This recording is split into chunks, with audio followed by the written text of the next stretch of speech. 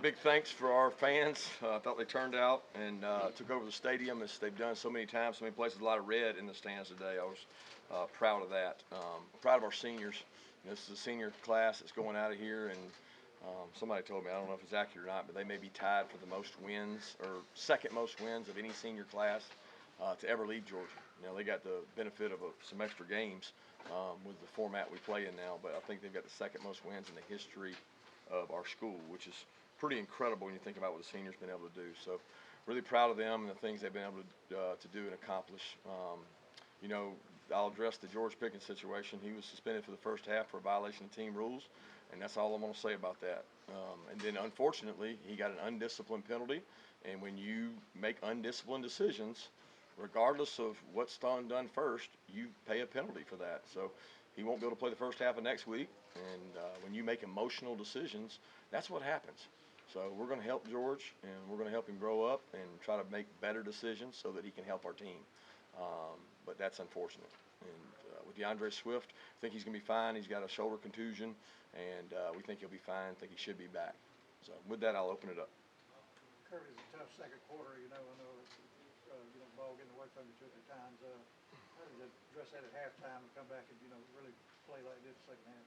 Yeah, I didn't address it at halftime. I mean, with the kids understand, when you turn the ball over, it's hard to be successful. Defense went out sudden change and made some big stops. Didn't make a stop once. Cost us one. Prather had a surprise onside that we work all the time. He had it. He just lost it and didn't possess the ball, and we turned the ball over. But our kids are resilient. They're used to going out there. They like going to play. So when you get sudden change, our defense is fired up. They want another opportunity to go out there and play, and I thought they did a good job of that. Coach, you preach discipline and composure all the time. How surprised were you that Pickens behaved like that? Just disappointed. I mean, that's the biggest thing is we don't want to reflect ourselves that way, and he'd be the first to tell you that he lost his composure. Beyond Pickens, how did you feel your receivers perform given Cager's injury and the fact that they're now taking a bigger stage? How did you feel the receiving group performed today? We did some good things, and we did some things that we got to do better. We got to put them in a situation to be successful. We've got to be able to run the ball, to create play action, and do more in that mentality. A lot of our scores were set up by either punt returns or the one fumble in the end zone by those guys. Just got to keep improving, and I'm proud of the way the receivers have worked. They've had a ton of reps this week, and a lot of work for a low volume of guys. Like we're dealing with less guys at receiver than we ever have, and they did a good job. I thought Tyler really stepped up. He led during the week, had a good game. Coach, you talk about your defense on third down. Yeah, they continue to play really well. I mean, I thought that our defensive guys play super hard. Obviously, we got an unbelievable challenge in front of us this week. It'll be a whole lot different than the team we just played. I can promise you that. But they have passion, energy, juice. They love just playing football. They love to get in those situations, and I think they were 3 of 17 or something, and our guys really enjoy that. Charlie Woerner finally gets his first career touchdown. I didn't realize that was his first. Yeah, he broke that drought. What did you think about that? Awesome. I mean, think about how many blocks that guy's had for one touchdown. I mean, you think about it, and he told me before the game, he asked me, he said, what was your record against Tech? And I told him 3-1, or really 4-1 if you count a redshirt year. And he was just like, Coach, I want to go out on top so bad. And for a kid that has meant so much to our program, I mean, golly, I mean, the blocking value he has had, and not getting as many catches as maybe he deserves, and you want to get him. For him to get that play, I thought that was huge. How do you assess Jake's performance? Obviously, maybe the completion's not quite where we wanted, but 4 touchdowns, hard to complain about. Well, we put a lot on him. I mean, when you start talking about checks, making decisions, doing things, they did a good job. Jeff's defense has always been good at disguising things and giving you different looks, and they did some good things. And Jake made some good decisions when they got us. They trick you every now and then, and you like, oh, they got us. He threw the ball away a couple times that really made good decisions. And he's got to continue to improve and play better. And Jake gets us in and out of a lot of situations, so that was big for us. I mean, I think he'll be the first to tell you he's not playing perfect. He's got to play better, but we got to help him around it. We got to help him with the run game, help him with some passing game to help him play the way he needs to play. Kirby, one of those throwaways came on when they kind of jumped the screen on you guys. You guys came back to it later. Was that kind of those kind of things play together for the way you made that decision? Yeah, I thought it was a great call by Coley. I mean, he talked about what they had done to him the last time, and then the next time they did it, it cost them. And it was a great complimentary call because the touchdown to, I guess it was George, whoever it was set up by what you're talking about, where they had done that earlier and they paid the price for it. Coach, one of the more subdued celebrations we've seen in this rivalry. What was it like in the locker room, and what was it like to have a governor who's a Georgia grad give away that governor's trophy? Oh, I love Governor Kemp being in our locker room because that means only one thing, right? And we were fired up about that. But, this was the next step. So this was not, for us, we expected to win this game. We expected to dominate this game. We go on to the next one. How'd you get your team back after the second quarter? Obviously not good football for you with some of the turnover issues and things. What was the message in the locker room to get the intensity back pretty quickly? What a big message. I mean, some players challenging players, and that's what it's about. When you got leaders on your team and they don't think that you're playing to your capabilities, we got guys willing to challenge guys, and as a coach, I love it because when guys challenge each other, I don't have to. And again, second quarter was, hey, a guy fumbled. That's tough. They hit an onside kick that we should have recovered. We didn't. So it wasn't like it was a meltdown. You got to deal with adversity. They made 2 plays, and we stopped them, I think, on one of those, and we didn't stop them on one. So give those guys credit. But there was no panic in this team. We understand that other teams are going to take chances, and they took chances, and they made some plays. Kirby, what is Lawrence's injury, and how long is he out? He's got an ankle injury, and he's had successful surgery on it yesterday, and he'll make a full recovery. What about DeAndre injury? Is he all right? I just talked about it. Yeah, he's got a shoulder contusion, and we think he should be fine. Coach, you can finally talk about the SEC championship game. LSU's obviously just been lighting it up all year long. You guys are incurring all kinds of adversity coming into this game. What's your feeling as you finally get ready to focus on the SEC championship? Well, I'm excited. You earn the opportunity to play in this game. And people will talk about a lot of games outside this, and this being a de facto play-in game and all these different things.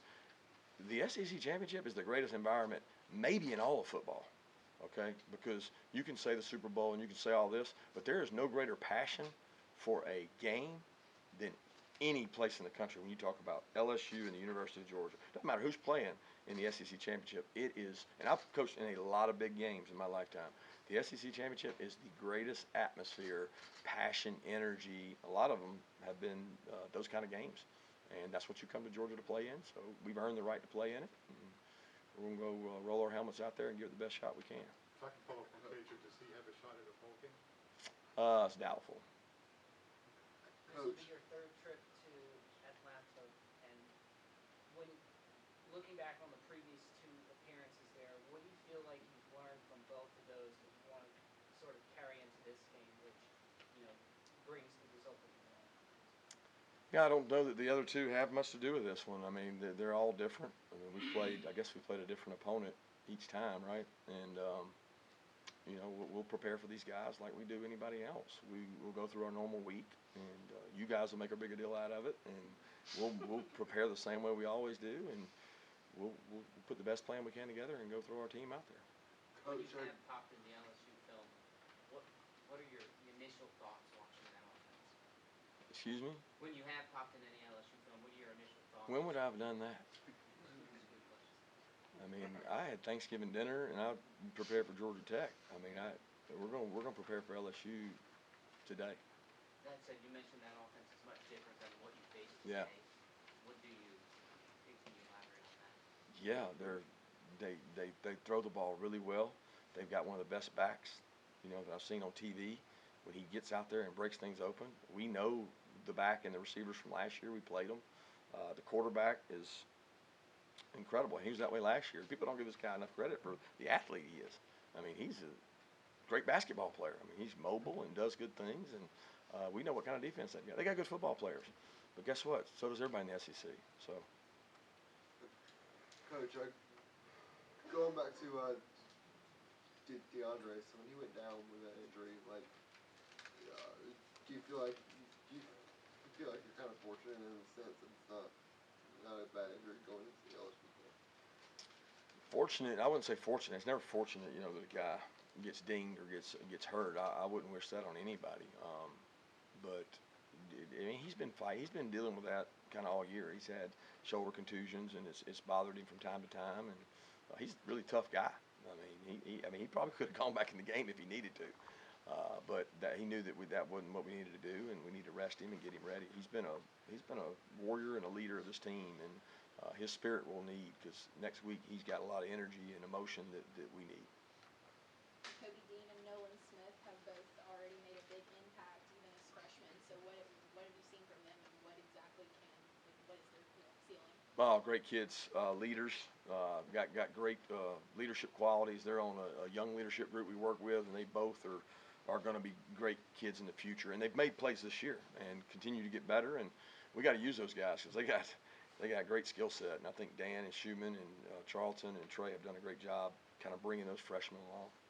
You mentioned that this game was just the next step, the next game, but is there ever a moment, even in the off season, where you allow yourself to appreciate beating kind of all the main rivals in the same season, the fact that that's kind of become kind of a regular occurrence? Is there ever a moment where you allow yourself to appreciate that? Well, you appreciate the season. I mean, we have a gala, we have an awards banquet where we recognize what we did for the season, and you recognize the senior class. I certainly can't wait to recognize those guys for everything they've accomplished. But what we wanted to accomplish is in front of us, and we've earned the right to put that in front of us. Now we have to take advantage of it, and we'll worry about the off season, in the off season. When you mentioned about the vocal guys during the half, I mean, is that kind of a delicate balance and trust right there of how much you say to them or how much you let them kind of take care of talking to the rest of the guys? Yeah, I don't mess with them when the leaders talk. I love it, because when players challenge players, there's no price tag on that, none. And that's all I would say on that, because it's not about who, it's not about what was said, it's not about any of that. It's real. So I don't have to do it when they do it, and that's when you got your culture right. Wondering about that late game tonight. Will you guys gather around a conference table and watch the game as a staff, or do you come back later and break all that stuff up, just watch it at home and that kind of thing? No, we won't work. I mean, we won't do anything for their game tonight. I mean, we got to get back and take care of our injuries and get our guys fresh and ready to play and do that. I mean, we'll be watching the game, sure, but not like as a group. No. What's your level of confidence in the offense going into the LSU game? I think our offense has gotten better. I think they continue to improve. They've worked really hard. We're nowhere near where we need to be, but we got good special teams. We got a really good defense, and we got an offense that has some really good football players that maybe hasn't clicked on all cylinders, but they continue to work hard. And like I said, we've had a merry-go-round of receivers. And that's been probably the toughest part. I mean, the O-line, you take one guy out, put one guy in. There's not a lot of difference in some of the O-linemen that we've had in and out, but there has been a difference in some of the receivers we've had in and out. And I think that's the part that we got to really hone in on. The guy that's kind of been plugging away for you guys is Jamaree Salyer, right tackle, right guard, and he came in at left tackle, and he helped you guys get a little something going today. What would you feel about the way he played and what he's done to earn that opportunity? I thought he really practiced well this week. Sam came to me and said, I thought Jamaree had a really good week of practice, and we wanted to play him earlier in the game. I don't know where he went in at. You may know better than me, but I know that he earned the right to play, and the more he practices well, the more opportunities he'll get. There's always a lot of chippiness in a rivalry game. What do you tell your team to try to combat some of that and keep them level-headed as you can, because they have a lot to lose? Yeah, don't be stupid. I mean, don't be stupid, and it's just silly. It's selfish. It's undisciplined. It's why. You know what I mean? You ask yourself, why would I give up an opportunity for what we have next week over what? I mean, I always ask guys, was it worth it? That's what we used to say. Was it worth it? I mean, it's not worth it to me when it hurts the team. So you live, you learn, and you try to grow them up, and you love them.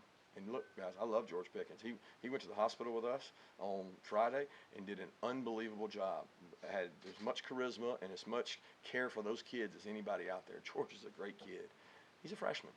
And I know now, because I have my own children, that you have to love your children, and you have to help your children, and you have to discipline your children. And when you do things wrong, then you get punished. Kirby, you reflected on LSU beating him last year. How different are the personalities? How different is the script, or is there any carryover from last year's meeting, or just how different do you think these teams are than a year ago? Hard to answer, because I don't feel like I've done. I don't know enough about them. I know at the surface what I've seen of the teams that we overlapped with. Florida and Auburn. It seemed like we had them on tape, so you get to see them. But I can't answer that question because I don't know. I certainly, everybody talks about how much more explosive they are and how much more they do, and they certainly are about what they've been able to put up on the scoreboard. But I don't know enough about that. Two more questions? What you saw out of James Cook today and what he was able to do in space? Love James Cook, man. James Cook's a warrior. He works his butt off, doesn't cry, doesn't whine, doesn't talk about not getting the ball. He just plays on special teams, And then when you get him the ball, he usually does good things with it. And we got to keep trying to find ways to use James. I think Tech had a record 13 punts, school record, Kirby, so that tells how good your defense played today. That's pretty good, make a punt the ball 13 times. Good for them.